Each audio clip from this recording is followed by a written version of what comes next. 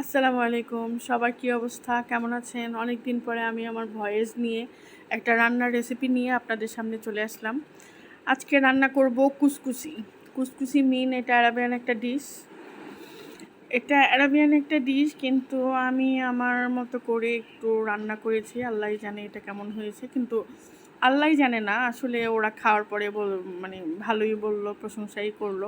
প্রথমে আমি যে পেঁয়াজ কুচি আর রসুন একটু একটা রসুনকে কিউব কিউব করে কেটে আমি দিয়ে দিয়েছি, আর বেশ পরিমাণ আদা দিয়েছি। আদা দিয়ে এটা একটু ভেজে দেন এটার মধ্যে অনেকখানি মেথি দিয়েছি, তারপর টমেটো পিউরি, তারপরে মরিচের পেস্ট, তারপরে এটার ভিতরে আমি যে আমার নিজে বানানো টমেটো পেস্ট দিয়েছি।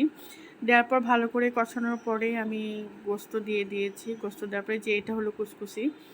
কুসকুসি দেখতে পাচ্ছেন। আর এখানে হলো অ্যারাবিয়ানটা একটু বড় বড় করে আলু আর মিষ্টি কুমড়া দেয়। আর গোস্তের ইটা একটু মানে বড় বড় করে দেয়, গোস্তটা একটু বড় বড় করে দেয়। আর এখানে আমি কুসকুসির ভিতরে একটু লবণ, একটু তেল আর একটু পানি দিয়ে মিক্সড করে দিয়েছি। এই যে পানি দিচ্ছি, আসলে এটা স্টিমে করব, তাই একটু পানি দিয়ে এটা ভালো করে লবণ তেল দিয়ে একটু মিক্সড করে দেন আমি এই যে কুসকুসি এটা স্টিমারে এটা দিয়ে দিব। আর ওই মশলাতে ওখানে আমি গোস্ত দিয়ে দিয়েছি। দেন এখন মিষ্টি কুমড়া গোস্তটা একটু সিদ্ধ হওয়ার পরে, আসলে এখানে আমি গরুর গোস্ত দিয়েছি। এখানে কেউ ইচ্ছা করলে মুরগিও দিতে পারে, খাসিও দিতে পারে, যার যেটা ইচ্ছা। এটা ভালো করে কষানোর পরে আমি ওই স্টিমারটা যে কুসকুসি দিয়েছিলাম উপরের পাতিলটাতে ওইটা একটু বসিয়ে দিয়েছি।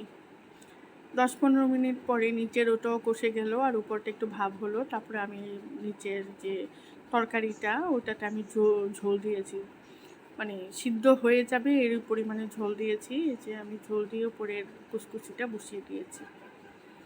এই তো হয়ে গেল আমার কুসকুসি। উপরে এটা স্টিমে হয়েছে আর নিচেরটা হতে হতে আমার উপরে কুসকুসিটা হয়েছে।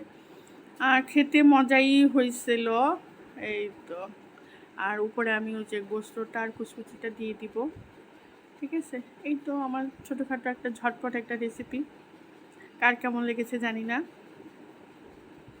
আমার ছেলেরা, আমার হাজব্যান্ড তো খুবই পছন্দ করে ওরা আরাবিয়ান যে কোনো ডিশ রান্না করলে। ওকে, আল্লাহ হাফেজ, সবাই ভালো থাকবেন। এবং প্লিজ যদি ভিডিওটা ভালো লাগে তাহলে লাইক দিবেন, কমেন্টস করবেন আর সাবস্ক্রাইব করে দিবেন। সবাইকে ভালো থাকার জন্য অনেক অনেক শুভেচ্ছা দিয়ে আমি আমার ভিডিওটা শেষ করছি। আল্লাহ হাফেজ।